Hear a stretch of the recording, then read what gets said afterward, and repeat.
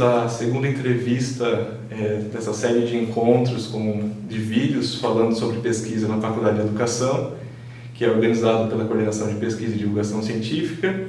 E hoje a gente está aqui com a professora Chantal, que é aqui da Faculdade de Educação, e a professora Silvia, da Universidade de Paris 12.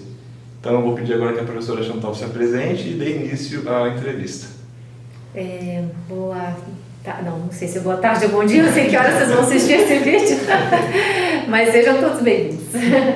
Eu sou a professora Chantal, aqui da Faculdade de Educação, sou pedagoga e tenho mestrado e doutorado em antropologia e tenho trabalhado aqui na Faculdade de Educação sobre a presença dos estudantes indígenas na universidade. Boa tarde, Silvia Macedo, boa tarde a todos e a todas. É um prazer estar aqui. Eu sou atualmente professora da Universidade de Paris 12, o PEC, no Instituto de Formação de Professores, do ensino fundamental, infantil fundamental e fundamental 1 e 2. Eu sou mestre e doutora em Antropologia Social, um mestrado que eu fiz na USP e um doutorado que eu fiz na École des Hautes Études en Sciences Sociales, em Paris. E no mestrado e no doutorado eu trabalhei com a questão da formação de professores indígenas, em particular os cursos de formação entre os professores Wayampi do Amapá.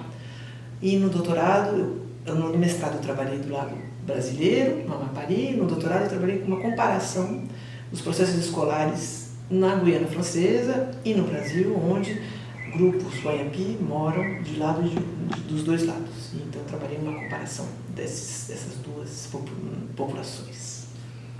Muito bem. A professora Silvia está aqui como professora convidada no âmbito do programa CAP Sprint e fazendo parte do meu projeto da FAPESP sobre a presença indígena no ensino superior e mais amplamente sobre uma reflexão sobre a escolarização entre diferentes povos indígenas e não só no Brasil, inclusive. E aí a gente montou um programa juntas de atividades envolvendo outros pesquisadores, inclusive, e estudantes indígenas que estão aqui. Aí eu vou pedir para a Silvia contar um pouquinho as atividades que a gente fez, as discussões que a gente está fazendo nessa presença dela aqui. Nos encontramos em Paris, nos conhecemos pelos nossos trabalhos, um conhecimento intercalado pelos trabalhos lidos de parte e de outra. E com Chantal pensamos num programa de trabalho conjunto para ser realizado nesse convite que foi financiado pela CAPES, no programa CAPES Sprint, que eu agradeço à instituição pelo convite e à Chantal pelo convite também. E neste programa a gente pensou em algumas atividades relacionadas às pesquisas que eu realizei no meu mestrado e doutorado e em pesquisas recentes, além da minha experiência em várias instituições de ensino superior no Brasil e na França. Então, a gente pensou em algumas atividades que a gente está desenvolvendo aqui.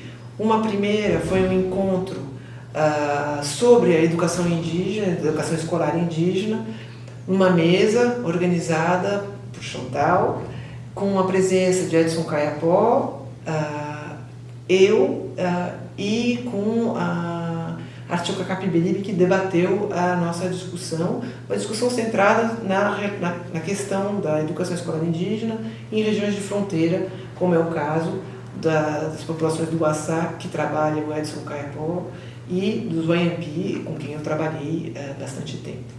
Essa foi uma primeira atividade. A segunda atividade que pensamos e que realizamos foi uma participação num curso sobre problemas públicos, onde eu pude retrabalhar um pouco meus dados de uma pesquisa que eu realizo na fronteira entre a Guiana Francesa e o Brasil, sobre a circulação de alunos brasileiros que estudam do lado da Guiana Francesa. Então, são crianças que moram na cidade de Oiapoque e estudam na cidade de São Jorge do Oiapoque, que é na Guiana Francesa.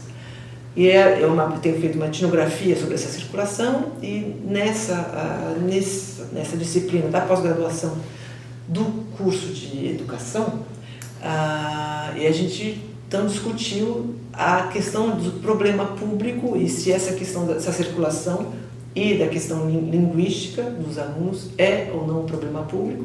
E eu pude, então, reler, de uma certa forma, alguns dados dessa pesquisa com este enfoque.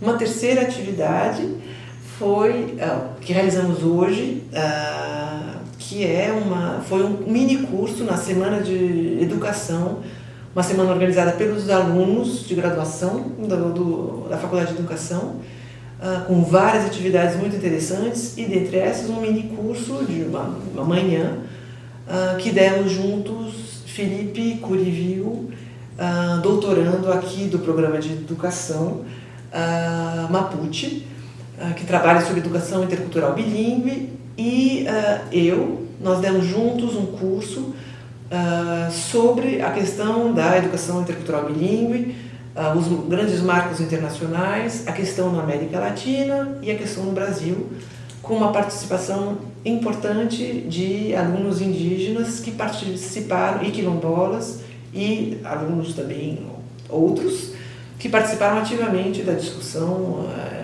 Foi bastante interessante. Em todos os eventos teve uma grande troca com as pessoas que participavam dos eventos. Mais atividades aconteceram que vão acontecer, que estão acontecendo. Nós trabalhamos também em Chantal, eu e uma aluna de doutorado em Chantal, sobre um artigo que nós estamos escrevendo juntas, sobre a questão do movimento indígena das mulheres. E também é uma oportunidade para mim de discutir alguns dos trabalhos dos orientandos da Chantal, que trabalham sobre a questão da educação indígena, mas não só, questões de desigualdade, questões de políticas específicas e alguns outros temas. Então a gente vai ter a oportunidade de discutir conjuntamente os trabalhos desses alunos. Muito bem. Silvia, agora sim, numa pílula, a gente tem as mesmas populações, né, o IMP, que estão no Brasil e que estão na Guiana. E a relação com a escola que é oferecida para elas é muito diferente nos dois países, né? Esse foi o tema do seu doutorado, como você falou. Então, se você puder contar um pouquinho para os outros estudantes aqui que não acompanharam as atividades, como que a Guiana está pensando a educação escolar indígena? Quais são os principais contrastes? Eu sei que a Guiana também está mudando aos pouquinhos, né? Mas como que é os principais contrastes, né, entre Brasil e Guiana, e como é que a Guiana tem mudado nessa relação com a escolarização para pessoas indígenas? Então, como você disse, a situação escolar indígena é bastante diferente na Guiana e no Brasil, né? No Brasil temos políticas indígenas, escolas específicas interculturais e bilíngues. Nos YMP, em particular, desde os anos 90, tem um programa de desenvolvimento de uma escola indígena em língua indígena, com capacitação de professores, formulação de conteúdos, de materiais, e é um projeto em construção, com o programa da escola, não é grade curricular, chama o currículo da escola, que tem um nome, Secretaria de Educação. Projeto Político Pedagógico. Sim. Obrigada. Está procurando. E com professores YMP que passaram pela licenciatura indígena na Universidade Federal do Amapá, pela licenciatura do EAPOC. Então você tem uma política específica, com uma escola que específica, que não é o caso da Guiana Francesa, né? Os YMP da Guiana e do Brasil são parentes, mas eles dizem que são com dialetos, variações dialetais, com algumas variações de práticas socioculturais e mesmo de ocupação do território, porque os YMP da Guiana eles estão no leito do rio Oiapoque, e os YMP no Brasil estão numa terra indígena, então, uma situação diferente, né, dos ecossistemas. Uma situação diferente também no estatuto das populações. No Brasil, as populações são reconhecidas como populações indígenas, com direitos próprios, né, pela Constituição, por todas as leis que seguiram a Constituição, e na Guiana Francesa não há um reconhecimento específico de populações que eles chamariam de autóctones ou originárias, e o que acontece na Guiana são todos cidadãos franceses, então com os mesmos direitos de qualquer cidadão francês, em qualquer território francês, seja na Guiana Francesa, seja na França hexagonal, seja nos outros departamentos de além-mar, do ultramar, como dizem, são todos cidadãos com direitos e deveres iguais. O que acontece na Guiana, então, você tem escolas públicas que seguem os mesmos currículos, programas das escolas na França hexagonal e são realizadas basicamente em francês, que é a língua de escolarização, com programa, currículo e conteúdos e práticas pedagógicas que geralmente são enquadradas pelo Ministério da Educação francês, que é centralizado em Paris. Como a Guiana Francesa é um pouco longe do centro e que coloca questões diferentes, porque você tem diversas populações que habitam moram nesse território, e ao mesmo tempo essas populações, muitas delas são cidadãos franceses, mas não têm o francês como primeira língua. Então isso gera situações que têm que ser levadas em conta para a educação na região. E o que acontece então é que lentamente e com grandes avanços e retrocessos, a educação escolar vai avançando para levar em conta as línguas das populações e as culturas das populações e os modos de transmissão. Mas esse avanço é gradual, lento e às vezes com retrocessos, né? O que acontece com os YMP na Guiana? Eles têm atualmente escolas, né, ensino infantil, fundamental 1 e 2 e ensino médio. Você tem todos esses níveis de educação nas aldeias, você tem 2 grandes conglomerados de aldeias. Num desses conglomerados você tem indígenas YMP, mas vocês têm também os Teco, que falam também uma língua tupi-guarani, e subindo o rio Oiapoque, você tem mais uma concentração de população indígena YMP. Você tem escolas em todas essas, alguns são dessas aldeias ao longo do rio. Essas escolas são escolas que devem realizar o programa francês em francês. A variação vai ser de professores que vão se implicar mais ou menos com a cultura e a língua local. Alguns deles vão aprender e vão tentar utilizar a língua indígena como uma língua de ensino, mas não é o caso de todos.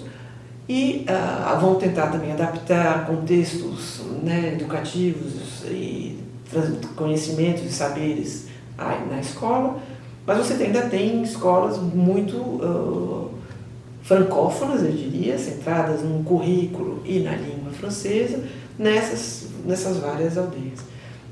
Mas você aos poucos tem, além dessas iniciativas individuais dos professores, você tem também alguns programas que perduram, como um programa que chama o que a gente chamaria aqui de mediadores bilíngues, né?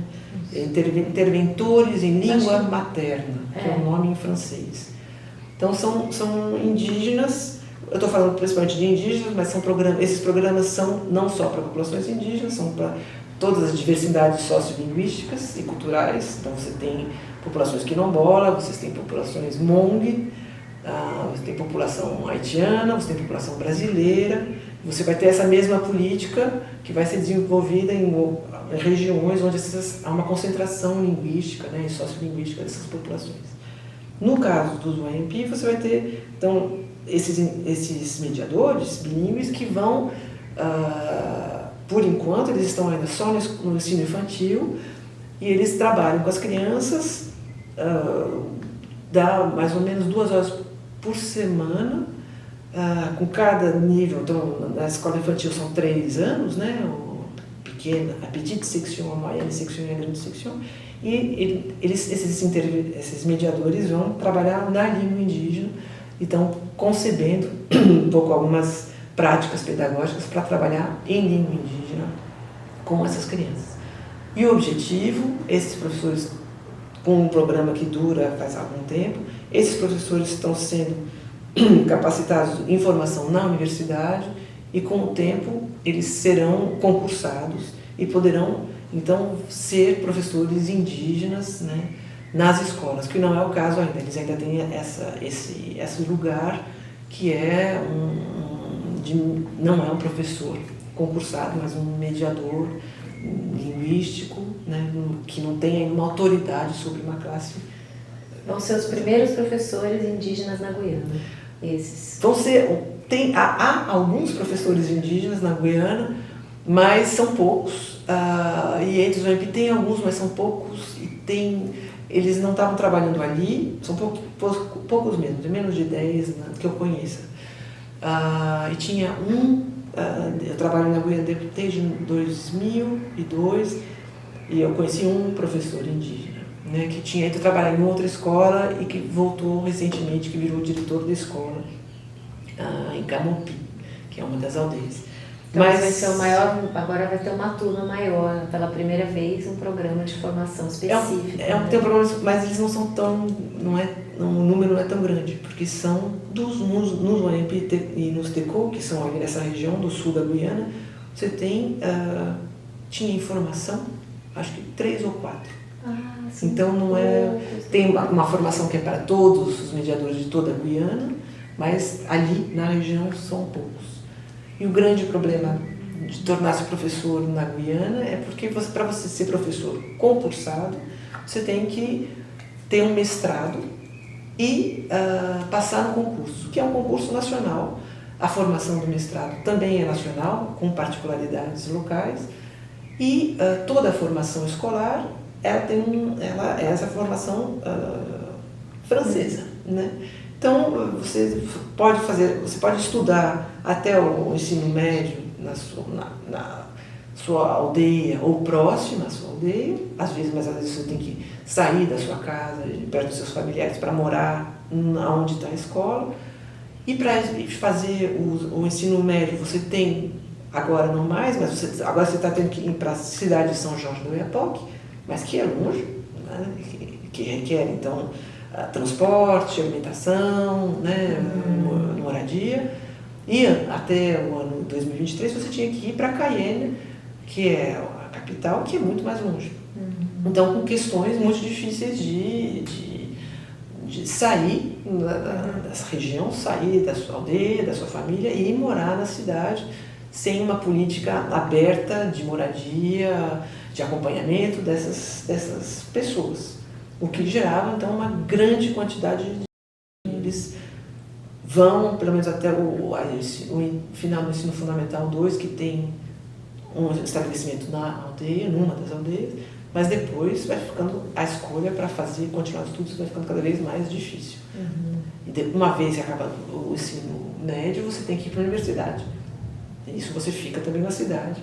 E são mais 3, 4 anos. E depois você vai fazer o mestrado. E depois você vira professor. Então, o percurso é longo e com muitas poucas adaptações, né? O Estado francês rígido em sua essência, sem promover nenhum tipo de das políticas específicas, né, que o Brasil foi criando. Né? E aí, aproveitando, vou inverter um pouquinho a ordem das perguntas, porque você estava falando que os professores, para eles serem professores indígenas, como qualquer professor na França, eles têm que ter um mestrado. Então, eu queria te perguntar um pouquinho, agora você está trabalhando numa escola de formação de professores, né, na França, uma universidade que tem um programa de formação de professores, que é um programa em nível de mestrado. Então, eu queria que você contasse um pouquinho isso, como é que é e qual que é o perfil das pessoas que estão... Que aí já não tem nada a ver com indígenas, né? Estamos na França e na periferia de Paris, que você contasse um pouquinho como é que é esse percurso para se tornar professor primário, para professor de educação básica, né, na França, e qual o perfil dos seus estudantes. Perfeito. Então, para resumir a história, a formação de professores na França, bom, ela tem um percurso e ela vai ser universitarizada, como a gente diz, né? A gente vai passar das escolas normais à universidade nos anos 2010, por aí. E desde então, a formação ela é feita pela universidade, mas por institutos ligados à universidade. Então, você tem geralmente uma formação mista entre formadores, educadores que estão no campo, estão na escola, né, ligados à educação nacional, e universitários. E a ideia é você formar professores que conjuguem uma prática escolar de ensino com a reflexividade, né, necessária ao professor, que a pesquisa, né, sobre a educação pode contribuir nessa reflexividade. Mas eles não assumem uma turma ainda, né? Eles estão na escola, mas não como professores. Não, então o que acontece? Essa Estão formação, um pouco como estagiários. São como né? estagiários. A formação ela mudou muito ao longo dos anos, né? Ela evoluiu. Atualmente, como se acontece? Que em breve vai mudar de novo, porque vai ter uma nova reforma.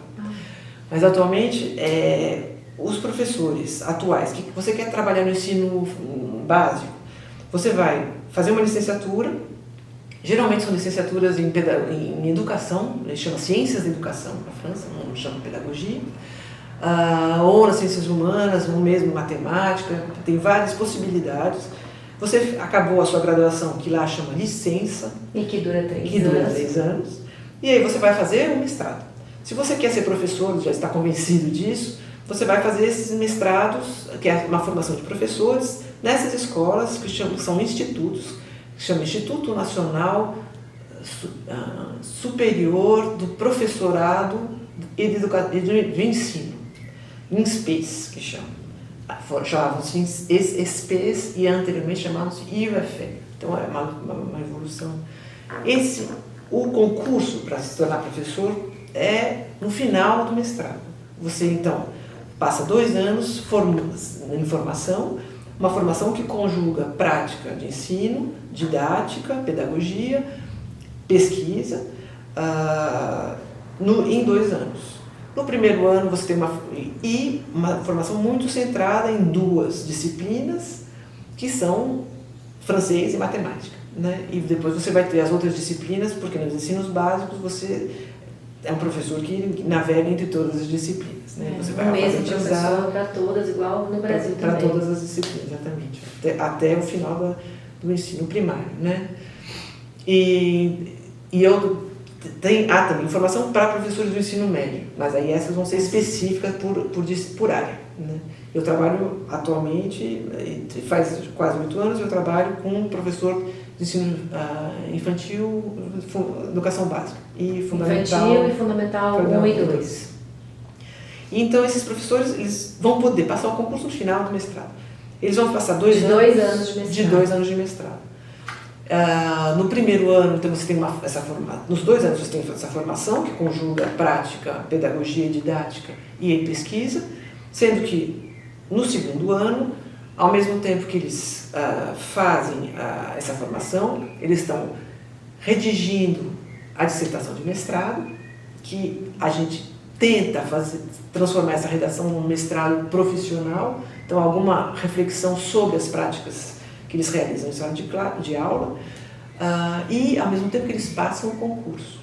Então, no segundo ano de mestrado deles é um ano muito difícil, porque eles têm as disciplinas, a redação da dissertação e o concurso de ingresso ao mesmo tempo. Então isso é uma formação extremamente densa e com muitas solicitações diferentes, né? Porque você tem uma formação básica, uma formação didática, uma formação em pesquisa e uma formação da prática de sala de aula. Esses professores atualmente eles têm a possibilidade, eles fazem estágios, geralmente de observação, no primeiro ano, no mestrado 1, no primeiro ano do mestrado, e no segundo ano eles têm observação e intervenção. Às vezes eles são responsáveis pela classe durante 2 dias por semana, durante algumas semanas, às vezes é uma semana durante cada 2 meses. Mas são estágios remunerados? São estágios remunerados. Mas eles são estágios remunerados, mas não, a remuneração é baixa. porque até 3 anos atrás, o concurso era no final do primeiro ano de mestrado. E no segundo ano de mestrado eles eram professores estagiários. Então eles ficavam 50% do tempo como se fosse na sala. um primeiro ano probatório. Assim. Isso. A formação, 50% na universidade, 50% eles estavam responsáveis de uma sala de aula. Agora mudou. Não, mudou. Agora o diploma é no final do mestrado, então eles têm essa formação. Eles têm o que eles vão chamar de alocações, né, bolsas, mas elas não são, os salários não são muito voluminosas, né, muito importantes no sentido financeiro. Então a formação deles... É mais uma pressão em cima deles, então. Eles estão estudando, tendo que fazer uma dissertação final, e estudando para concurso e recebendo pouco dinheiro. E também responsáveis muitas vezes por salas de aula. Mesmo que seja por 1 ou 2 vezes por semana, mas eles são responsáveis por essas formações. E além do que tem várias formações, essa é a formação mais clássica, né, de estudantes que saem da licenciatura e vão para o mestrado em formação, porque você tem outras formações onde os estudantes começaram já na graduação a fazer estágio, estão numa formação já para ser professores mesmo.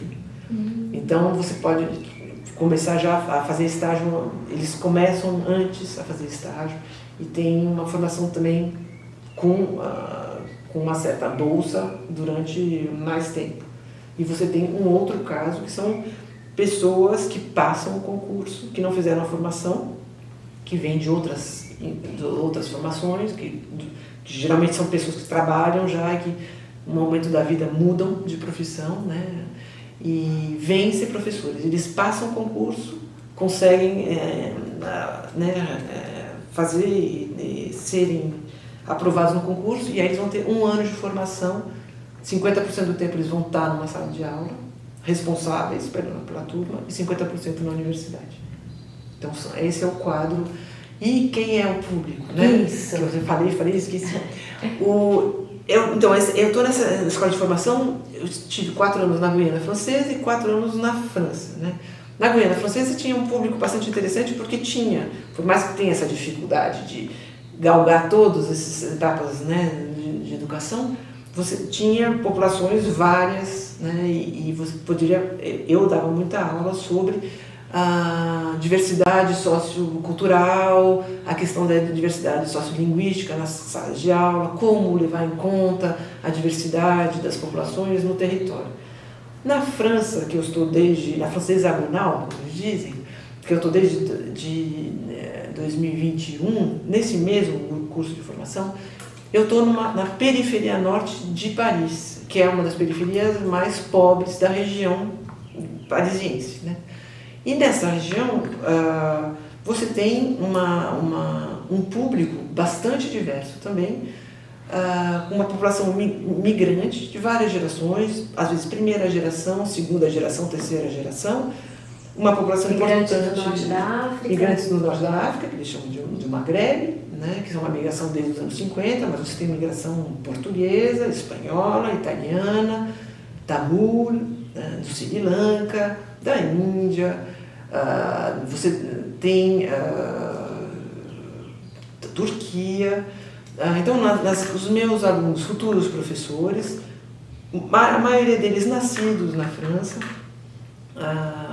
são francófonos, né? Mas muitos deles são plurilingues, falam várias línguas, muitas vezes os pais falam uma outra língua que o francês, mesmo morando na França há bastante tempo, e é esse público que está se preparando para ser professor das escolas na região onde eles estudam, porque na França é departamentalizado, dizemos.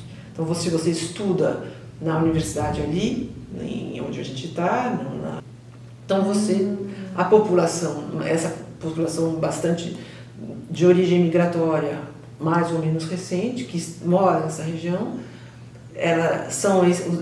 esses meus alunos e futuros professores são dessa região, foram formados ali e agora serão os futuros professores dessa região, com uma variabilidade enorme linguística, com questões religiosas importantes. Você tem uma comunidade muçulmana bastante importante,